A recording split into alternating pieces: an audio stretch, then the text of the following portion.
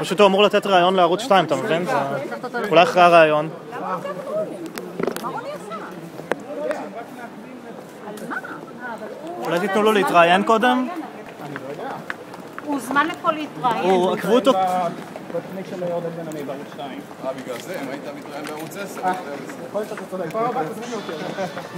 זה פשוט סתימת פיות מה שאתם עושים, אתם לא מאפשרים לו להתבטא בתקשורת. יש לו זכות להתבטא בתקשורת, ואתם עכשיו שואלים את הזכות הזו שלו. יש לו זכות כאזרח ישראלי לדבר בתקשורת, ואתם עכשיו עצרתם אותו רגע לפני שהוא דיבר. פשוט לא יפה. לא יפה. יכולתם, אם יש לכם בעיה איתו, תיתנו לו להתראיין ואז תחקרו אותו או תעשו את העניינים שלכם, בסדר? מה שאתם עושים זה פגיעה בזכות הכי בסיסית שלו כאזרח וכאדם. פשוט בושה. בושה. תתביישו לכם.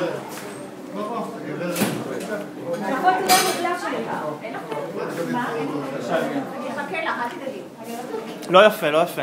ממש לא יפה. אתם צריכים להתבייש. למה עצרו אותך אבל? כי אמרה ארץ נהדרת? הייתם צריכים לאפשר לו להתראיין. ככה...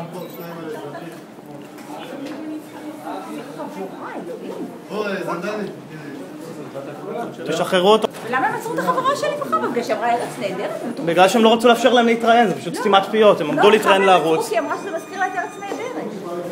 לרמן, היא אמרה, תוך כדי הראיון שערוץ 1 עשה שם, היא אמרה, זה מזכיר לי את ארץ נהדרת, מה שהשר אמר. וזה כנראה מה שגרם לכך שהמשטרה עצרה אותה. זה פשוט מעורר חלחלה. הבחורה אמרה, זה מזכיר לי את ארץ נהדרת. באמת, האמת, זה מצב להיכנס לשוק. זה הגיע הזמן להיכנס לפאניקה. המשטרה פה, משטרת המחשבות, משטרת הדיבורים, הגיעה לשיא, היום רשמה משהו, רשמה שיא חדש.